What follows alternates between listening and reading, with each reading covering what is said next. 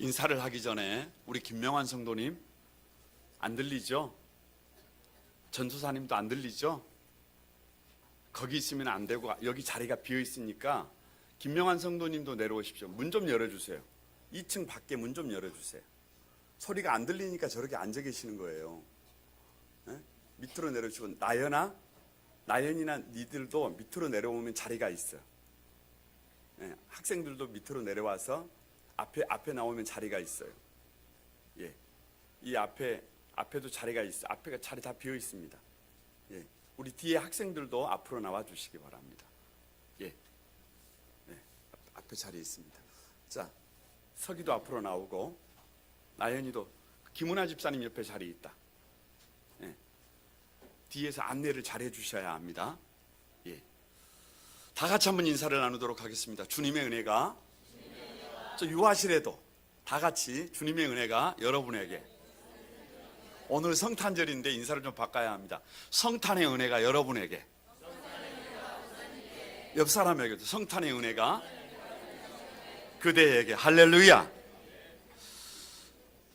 저를 한번 주목해 주시기 바랍니다. 한번 집중해 주세요. 누가 다음 세대를 살릴 것인가, 누가 예수 정신으로 하나님 나라를 확장할 것인가. 이스라엘 당시 상황이 오늘 1절에 기록되어 있는데 1절에 보면 아구스도라고 황제가 나와 있습니다. 아구스도는 로마의 황제예요. 황제 아구스도, 그래서 옥타비아누스라 그러는데요. 얼마나 대단한 황제냐 그러면 나눠졌던 로마를 평정하고 나서 매우 강력한 군사력으로 지중해 연안을 다 점령한 뒤에 우리가 잘 아는 팍스 로마나, 200년 팍스 로마나를 일구었던 대단한 황제예요. 한마디로 말하면 이 아구스도는 모든 것을 다 가진 사람입니다. 돈도 가졌고요, 권력도 가졌고요, 명예도 가졌고요, 힘도 가졌습니다. 없는 것이 없습니다. 그래서 자기 자신의 뜻대로 세상이 돌아갑니다. 자기의 명령이 떨어지면 온 세상이 자기의 원하는 대로 돌아가는 거예요. 이 아구스도가 다음 세대를 살릴 수 있느냐? 아닙니다. 오늘날 이렇게 모든 것을 다 가진 사람들이 다음 세대의 희망이 될 수 있느냐? 한마디로 말하면 불가능합니다.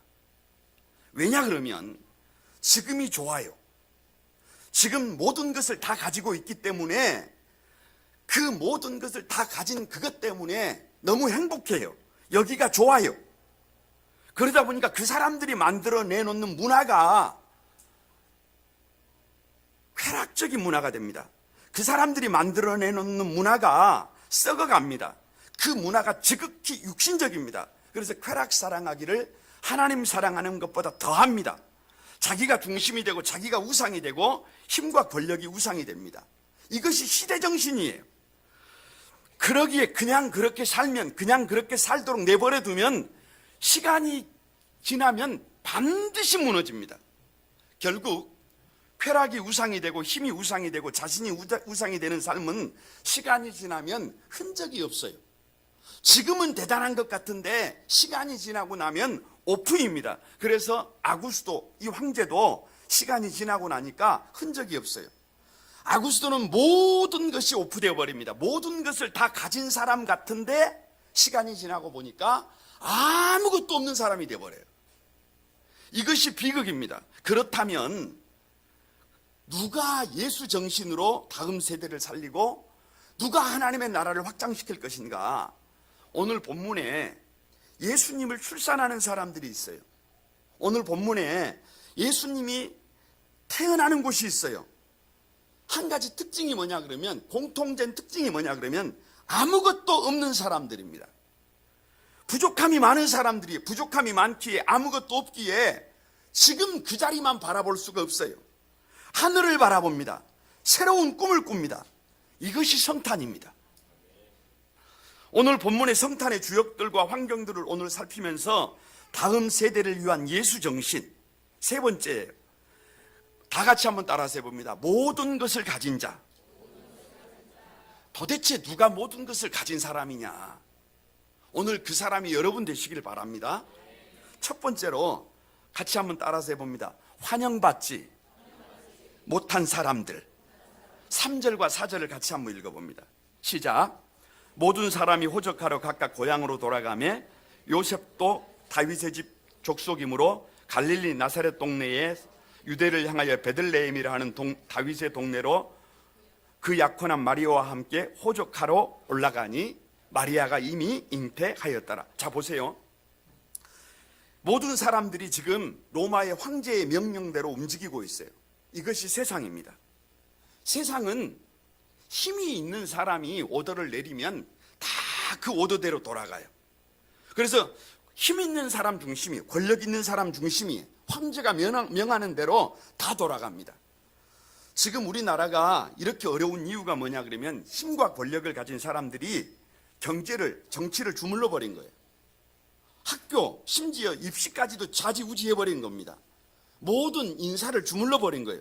지금도 그런 세상에 우리는 살고 있습니다. 그런 세상에서요, 한 가지 이상한 것은 오늘 본문에 환영받지 못한 지역이 나와요. 그 지역이 어디냐? 요셉과 마리아가 살고 있는 갈릴리 나사렛입니다. 잘 아시는 것처럼 갈릴리는 더럽다는 뜻이에요. 갈릴리는 가치가 없다라는 뜻이에요. 그래서 가불 땅이라 그래요. 빛을 보지 못한 땅이에요. 흑암이 가득한 땅이에요. 사망의 그늘에 앉아 죽어가던 땅이에요. 거기에서도요, 나사렛이에요. 그래서 예수님의 제자들조차도 나사렛에서 무슨 선한 것이 날 수 있느냐라고 했던 땅이에요. 그런 지역이에요. 그 누구도 알아주지 않는 곳, 그 누구도 환영하지 않는 별 볼 일 없는 땅이 갈릴리 나사렛이에요. 여러분, 혹시 지금 여러분의 영적 주소가 갈릴리 나사렛이라고 한다면 여러분은 대단한 곳에 있는 것입니다. 사람들이 더럽다고 합니까? 사람들이 가치가 없다고 합니까? 아무리 생각을 해봐도 내가 선 이 영적 이 주소, 내가 서 있는 이 자리는 환영받지 못한 곳 같습니까? 환영받지 못하고 희망이 없는 그곳이 가만히 보면 땅에 집중하는 것이 아니라 우리의 삶을 하늘을 보게 만듭니다. 예수님을 보게 만듭니다. 아니, 예수 그리스도를 믿게 만듭니다. 그래서 예수님이 어디 출신이냐 그러면 갈릴리 나사렛 출신입니다. 그래서 성탄이 갈릴리 나사렛 같은 자리에 서 있는 사람들에게 희망이 되는 이유가 바로 거기에 있습니다. 여러분 한번 생각을 해보세요. 그리고 생각을 한번 해보세요. 왜 요셉은 만삭의 마리아를 데리고 베들레헴까지 갔을까? 요셉의 본적지가 베들레헴입니다. 본적지가. 그런데 호적을 하려면 베들레헴까지 가야 돼요. 그런데 그 거리가 나사렛에서 베들레헴까지는 140km예요. 140km. 그런데 9개월이 넘어서 이제 출산을 앞둔 임산부를 데리고 140km를 가냐 그 말이에요. 우리 교회 성도들 중에 만삭이 되면 교회 나오는 것도 조심합니다. 왜냐 그러면 혹시라도 실수할까 봐. 그러면 마리아는 통뼈냐 그 말이에요. 마리아는 임신 초기에 천사가 예수님의 탄생을 고지했을 때 저 유대 땅까지 100km를 걸어갔잖아요. 임신 초기에. 그런데 이번에는 만삭의 몸으로 배가 남산인데 140km를 걸어가냐 그 말이에요. 아주 이 마리아는 철인인 거예요. 우리와 다른 사람인 거예요. 여러분이 부모라면 그 어린 딸 11살에서 13살로 봅니다. 그 어린 딸이 배가 이렇게 남산만해졌는데 여수에서 전주보다 더 멀어요. 여수에서 익산까지가 146km입니다. 기차를 타고 가는 것이 아니에요. 가마를 타고 가는 것이 아니에요. 성화에 자주 등장하는 것처럼 나귀를 타고 가는 것이 아닙니다. 걸어서 가야 해요. 그런데 여러분이 부모라면 그 어린 딸이, 배가 남산만해진 딸이 그 먼 길을 간다고 하면 보내겠냐 그 말이에요. 여기에는 심각한 문제가 있어요. 여기에는 숨겨져 있는 문제가 있어요. 무슨 말이냐? 왜 요셉이 마리아를 베들레헴까지 데리고 가느냐 그러면 요셉이 호적을 하려고 베들레헴으로 갈 때 집을 비우면 그 누구도 마리아를 도와줘서 출산을 할 수 있는 환경이 안 된다는 겁니다. 왜 그러느냐 그러면 여러분 생각을 해보세요. 친정에서도 시댁에서도 마리아가 지금 환영받지 못해요. 가족들까지도 아니 얘가 순진한 줄 알았는데 처녀의 몸으로 아이를 가져버렸어요. 처녀가 아이를 가진 것입니다. 미혼모 아닙니까? 이것이 그 당시 사람들에게는 율법에 의하면 돌에 맞아 죽어야 되는 일이에요. 이것은 부끄러운 일이에요. 이것은 집에서도 감추고 싶은 일이에요. 이것은 숨기고 싶어요. 그래서 시댁에서도 친정에서도 마리아가 부끄럽습니다. 좋게 생각하지 않아요. 그래서 자칫 혼자 남아있다가는 마리아 혼자 출산이 방치될 수 있습니다. 그래서 요셉이 마리아와 함께 동행해서 베들레헴으로 만삭의 몸을 가지고 올라가는 것입니다. 저는 그 배경을 가만히 묵상할 때요, 이 가슴이 너무 아팠어요. 그래도 예수님이 태어나시잖아요. 그런데 그 지역이 갈릴리 나사렛 더러운 것이에요.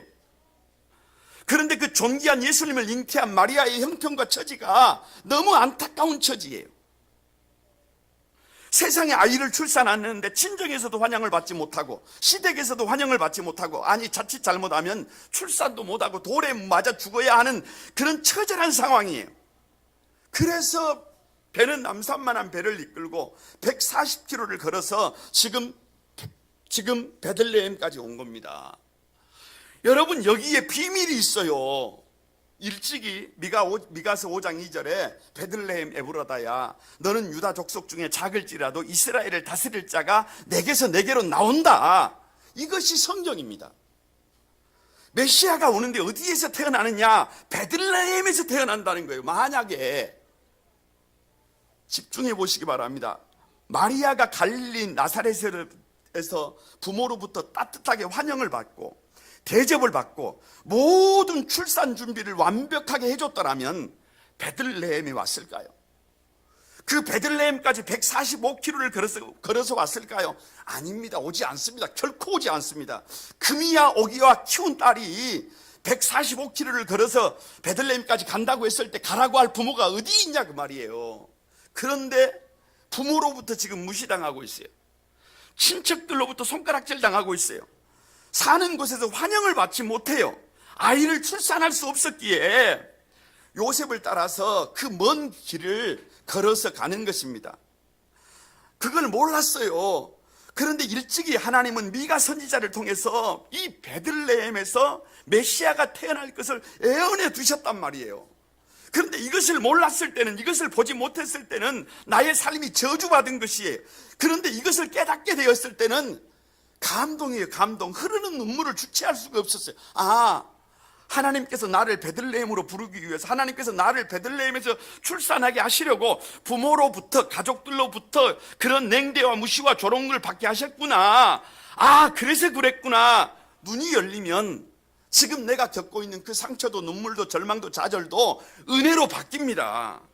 여러분, 이 성탄의 계절에 지금 여러분이 살고 있는 것이 갈릴리입니까? 나사렛입니까? 지금 여러분의 삶의 자리가 결코 환영받지 못한 자리입니까? 성탄은 환영받지 못했던 갈릴리 나사렛 출신, 환영받지 못했던 요셉과 마리아를 통해서 하나님이 하신 일이에요. 환영받지 못한다고 생각했어요. 그런데 그 환영받지 못함 때문에, 그 절망과 눈물 때문에, 아픔 때문에, 상처 때문에 나도 모르게 베들레헴에 와 있어요.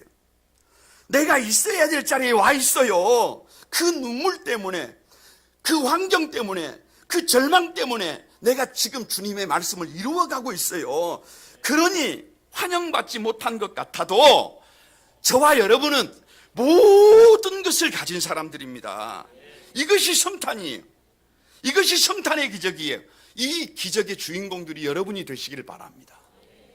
두 번째는요, 다 같이 한번 따라서 해봅니다. 준비되지 않는 사람들.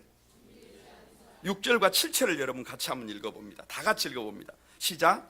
거기 있을 곳이 있을 그때에 해산할 날이 차서 첫 아들을 낳아 강보로 싸서 구유에 누웠으니 이는 여관에 있을 곳이 없음이르라. 자, 저를 한번 주목해 보시기 바랍니다.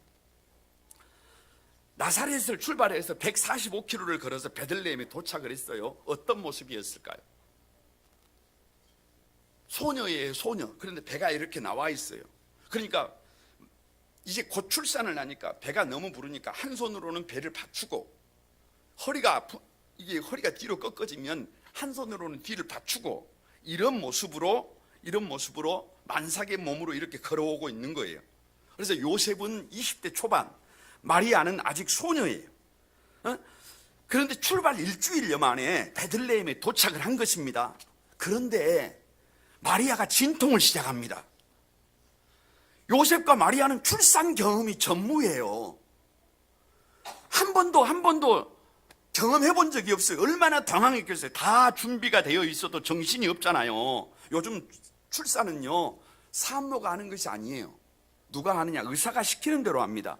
고생은 해도 어떻게 해야 하는지 고민하지 않아요. 왜냐 그러면 의사가 시키는 대로 하면 돼요. 그런데 요셉과 마리아는 출발부터 문제가 생겼어요. 왜? 방이 없어요. 그때가 호족간으로 오는 사람들이 많이 왔기 때문에 빈 방이 없습니다. 그런데 이 빈 방이 없다는 말은 약간 어폐가 있어요. 왜냐 그러면 여러분 생각해 보세요. 돈이 있으면 웃돈을 조금만 얹어주면 방은 어디에서도 구할 수 있습니다. 아무리 방이 없어도 주인이 사는 방이라도 돈만 좀 얹어주면 주인이 금방 방 구해줘요. 그게 현실이에요. 그런데 여러분, 지금 요셉과 마리아에게는 방이 없는 게 아니라 돈이 없는 것입니다. 그런 중에 양수가 터지니까 그것을 보고 여관 주인이 안타깝잖아요. 불쌍하잖아요. 그러니까 마구간을 빌려주는 것입니다. 여러분, 마구간은 호텔이 아니에요. 마구간은 따뜻한 곳이 아닙니다. 마구간은 짐승이 사는 것이에요. 사람이 사는 것이 아닙니다. 그것도 가장 깨끗한 환경에서 깨끗하게 준비된 장소에서 출산을 해야 되는데, 예수님이 나셔야 하는데 짐승들의 배설물과 냄새가 가득한 마구간에서 출산한다라고 하는 것은 이 머리로는 이해가 안 돼요. 그러니까 요셉과 마리아가 아기 예수님을 출산하는데 준비가 어느 정도 안 됐느냐? 전혀 안 돼 있어요. 돈이라도 갖고 있으면 돈이 출산을 해요. 그런데 돈이 없어요. 돈이 없다는 말은 출산에 필요한 도구가 아무것도 없다는 얘기예요. 탯줄을 자를 가위가 없어요. 여러분, 아기를 씻길 따뜻한 물이 있었을까요? 아기를 받을 수 있는 이불이 있었을까요? 아기가 태어나면 누일 곳은 있었어요? 없어요. 없다니까요. 이것은 심란한 거예요. 요즘 아이들이 어떻게 태어납니까? 엄마들이 아기를 가지면 좋은 것 보고 좋은 것 먹고 좋은 것 입습니다. 좋은 것 생각해요.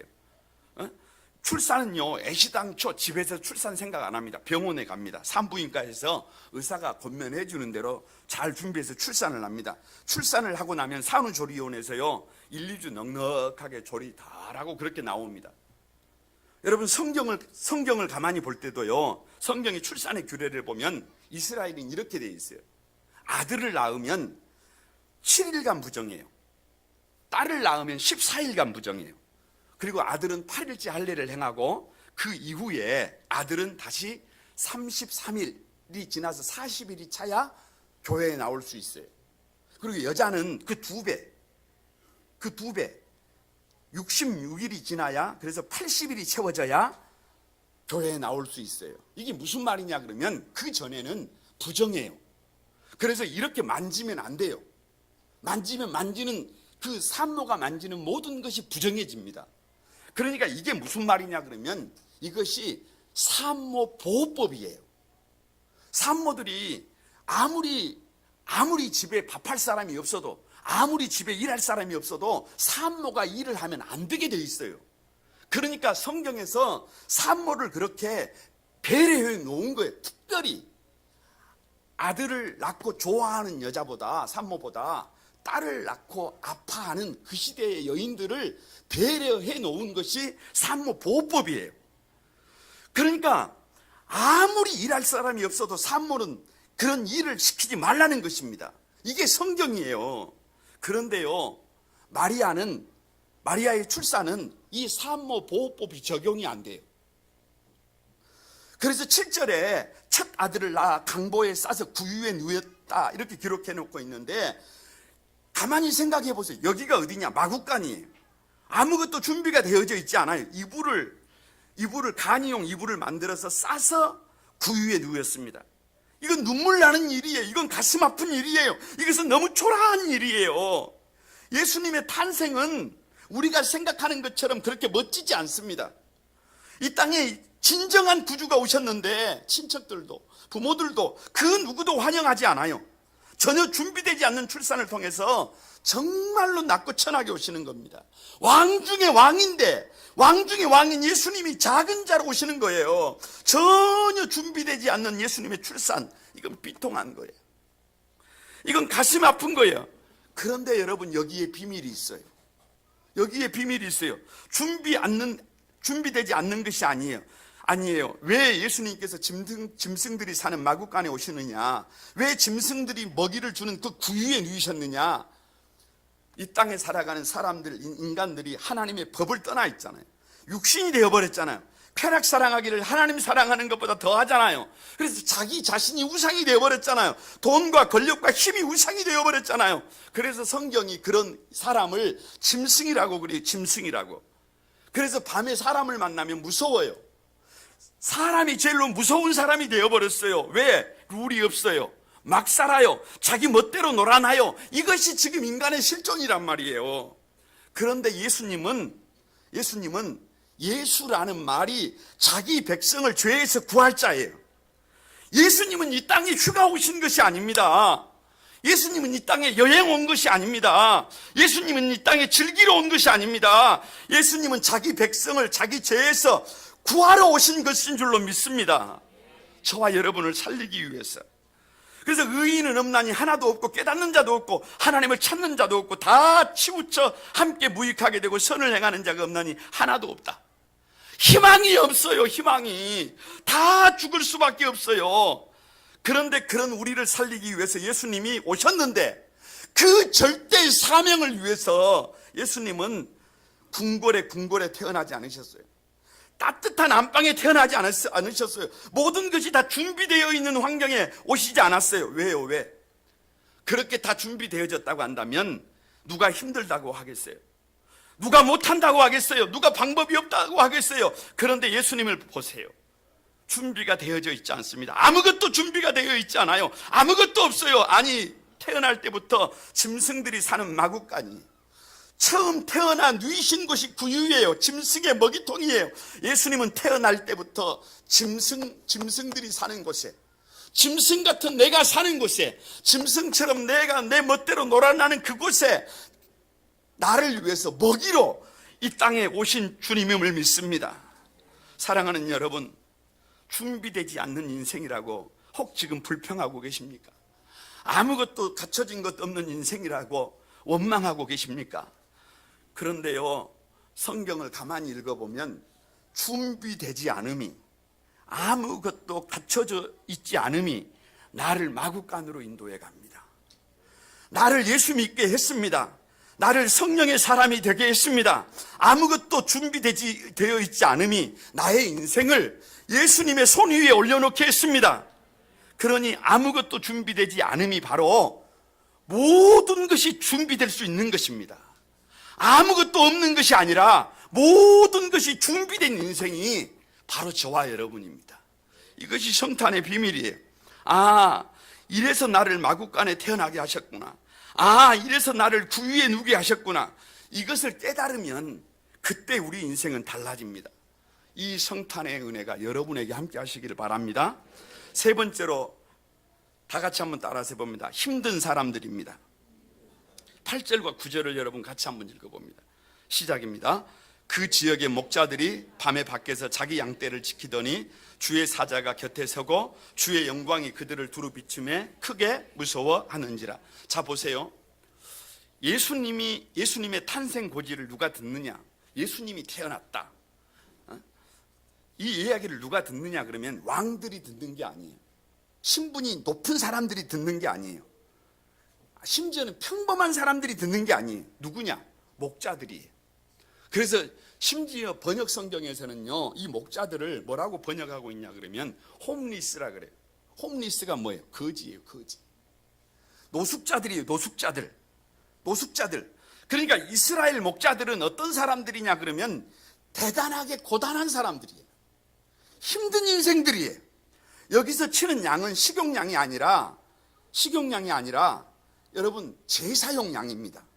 식용양은 그냥 살찌면 잡아먹으면 돼요. 그런데 제사용 양은 조건이 뭐냐 그러면 흠이 있으면 안 돼요. 흠이 있으면 안 돼요. 정결해야 돼요. 식용양은 흠이 있어도 상관이 없는데 제사용은 흠이 있으면 안 돼요. 그래서 낮이면 낮대로 밤이면 밤대로 노심초사 양을 돌아봐야 돼요. 흠이 없도록 키워야 해요. 흠이 있으면 가치가 없어집니다.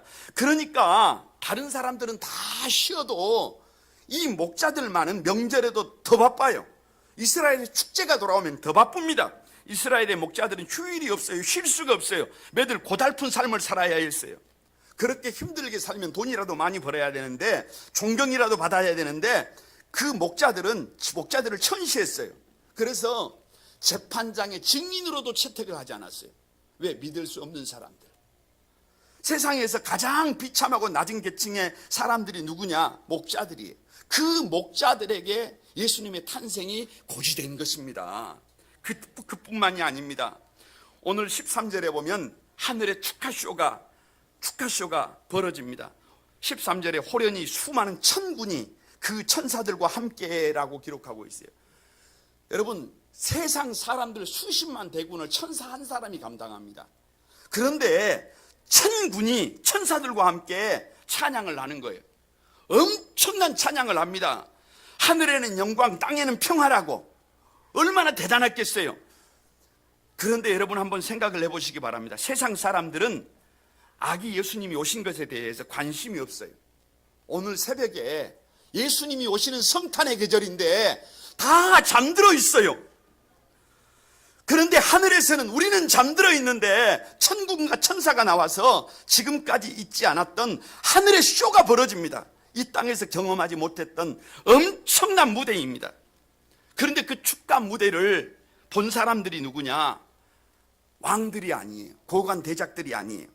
누가 보느냐? 천대받고 힘들게 살아가던 목자들입니다. 이 땅에서 약하고 울고 신음하고 고통받는 사람들입니다.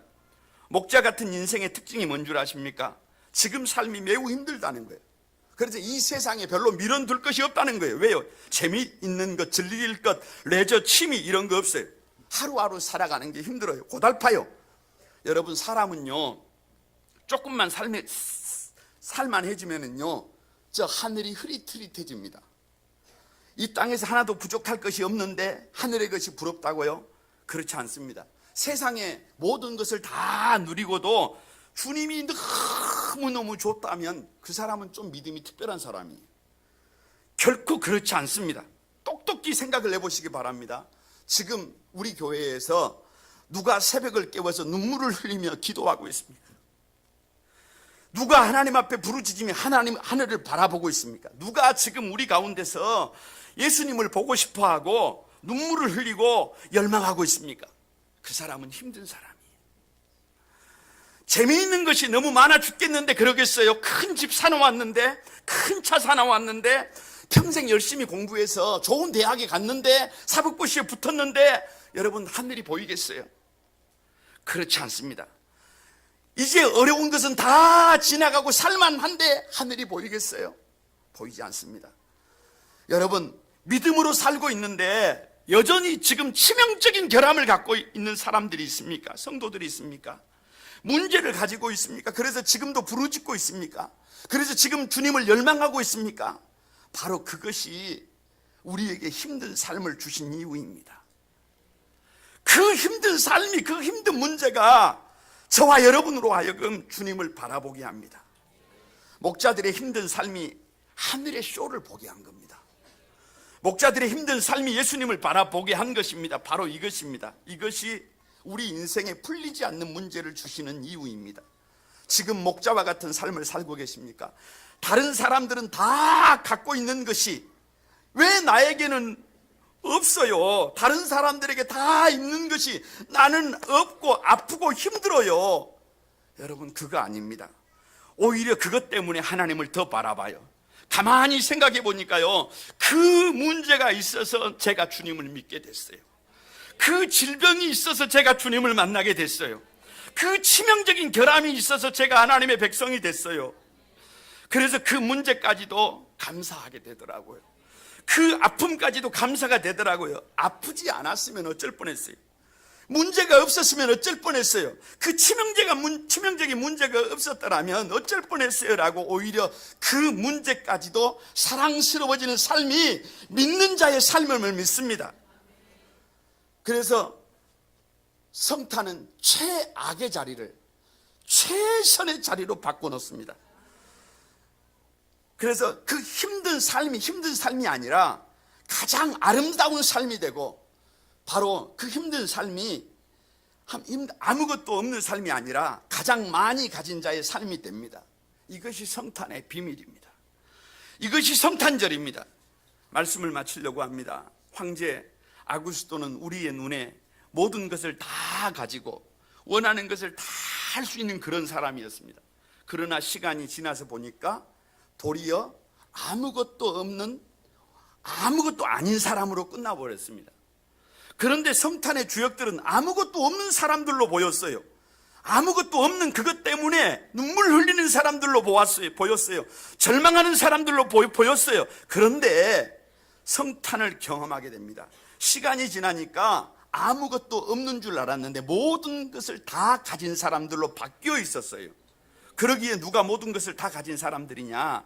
환영받지 못한 사람들입니다. 지금 여러분 환영받지 못하고 계십니까? 눈물 흘리고 계십니까? 더럽다고, 가치 없다고 손가락질 받고 있습니까? 가족들에게조차 환영받지 못하고 있습니까? 그 삶이 나를 베들레헴으로 이끌어갑니다. 그 삶이 나를 베들레헴으로 이끌어서 예수님을 드러내게 합니다. 그래서 모든 것을 가진 사람입니다.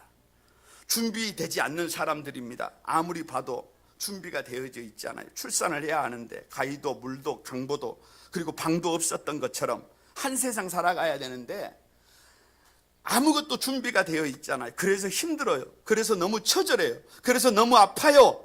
그런데 그 삶이 나를 마구간으로 인도했습니다. 그 삶이 나를 구유에 눕게 했습니다. 그것이 나의 사명이 되었습니다. 준비되지 않은 줄 알았는데 가장 완벽한 준비를 주님께서 하셨습니다. 내가 준비한 것이 아니라 하나님이 하신 것입니다. 그래서 모든 것을 가진 자예요. 힘들고 어려운 사람들입니다. 하늘의 축하쇼가 모든 것이 다 갖춰져 있는 사람들에게 잘 보이지 않습니다. 오히려 세상의 모든 것이 다 갖춰져 있는데 부족함이 없는데 예수님이 보이지 않아요. 그런데 지금 힘들어요. 지금 고통스러워요. 지금 치명적인 문제가 있어요.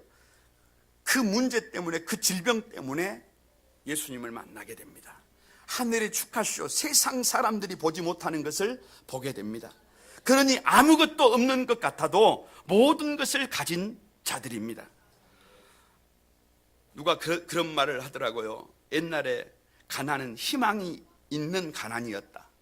그러나 오늘의 가난은 희망이 없는 가난이다. 세상 사람들은 그렇게 말을 합니다. 그러나 성서는 그렇게 말하지 않습니다. 아무것도 없는 자 같으나 예수님, 만유의 주가 되시는, 만유가 되시는 예수님을 모시면 저와 여러분은 지금 이 순간 모든 것을 가진 사람들이 됩니다. 이 성탄의 은혜가 여러분과 함께 하시기를 주님의 이름으로 축복합니다. 할렐루야. 우리 같이 한번 그가 오신 이후 이 찬양 한번 같이 드리겠습니다.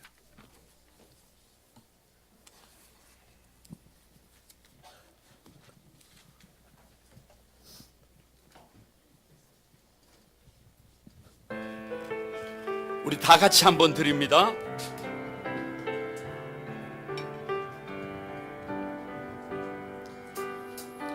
이 세상 가장 아름다운 순종의 눈물, 온 세상 다시 빛나게 한 온 세상 다시 빛나게 한 생명의 눈물, 그가 이 땅에 오신 이유, 그가 이 땅에 오신 이유 죽어야 살게 되고 저야만 승리하는 저야만 승리하는 놀랍고 영원한 신비, 놀랍고 영원한 신비, 지으신 그대로 지으신 그대 회복시킨 우리 두 손을 회복시 들고 한번 우리의 창조주 우리의 그리스도, 창조주 그리스도 십자가의 길로 아버지 뜻 이루셨네. 그가 이 땅에 오신 이유 이제 우리에게 이제 우리에게 맡겨진 그 소망 그 사랑 그 생명 아름답고 눈부신 십자가의 길 우리가 이 땅에 살아가 이유. 계속 한번 반주해 주시기 바랍니다. 여러분, 우리 같이 한번 기도하십시다. 이 성탄의 계절에 아무리 생각해봐도 아무것도 없는 삶입니다.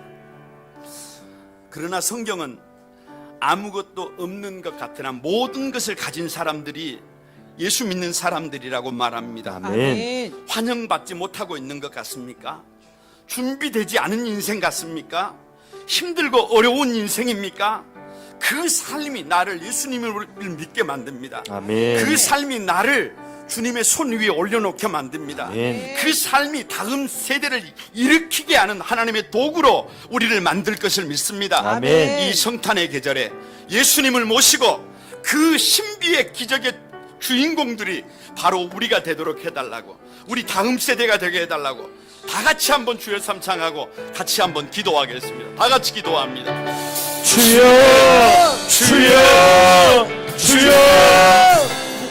거룩하신 아버지 하나님을 땅에 찬양합니다. 낳고 천한 모습으로 오신 거룩하신 아버지, 주님을 찬양합니다. 우리의 삶이 환영받지 살아계신 주님을 우리 삶이 찬양합니다. 준비되지 못하고 아버지, 우리의 삶이 힘들고 버거운 삶입니다. 모든 것을 다 하나님, 가진 것 하나님, 같으나 우리를 아무것도 아닌 우리를 삶이, 하나님을 영접할 수 있도록 아무것도 없는 삶 같으나 주님을 바라보고 아버지 하나님 모든 것을 다 가진 사람들이 바로 하나님 다음 우리입니다. 세대를 세우는 일에 하나님 모든 것을 간자로 했어요. 어떤 스스로 살아갈 수 있도록 형편에서 어떤 조건에서든지 아버지 이 말씀 붙들고 승리하는 거룩한 난 소망에 사랑하는 가족들 되게 하여 주시옵소서. 거룩하신 하나님 아버지, 세상 모든 것을 다 가졌음에도 불구하고 하나님 아버지 아무것도 없는 사람처럼 그렇게 소멸되어가는 인생이고 싶지 않습니다. 우리 거룩한 구만소망교회 사랑하는 성도들, 지금 삶의 자리에 아무것도 없는 것 같은 사람들이지만 예수님을 모셨기에 모든 것을 가진 사람들인 줄로 믿습니다. 환영받지 못했을지라도, 준비되지 않았을지라도, 힘들고 어려운 삶일지라도 하나님, 이 문제들이, 이 치명적인 문제들이 우리로 하여금 예수님을 보게 하여 주옵소서. 우리로 하여금 우리 인생을 예수님의 손 위에 올려놓게 하여 주시옵소서. 예수님이 이끌어가는 인생이 되게 해 주시옵소서. 그래서 아무것도 없는 자 같으나 모든 것을 가진 자로 이 성탄의 계절에 거룩한 꿈을 꾸는 한 소망의 가족들 되게 하여 주옵소서. 우리의 다음 세대들이 되게 하여 주시옵소서. 예수님의 이름으로 축복하며 기도드리옵나이다. 아멘.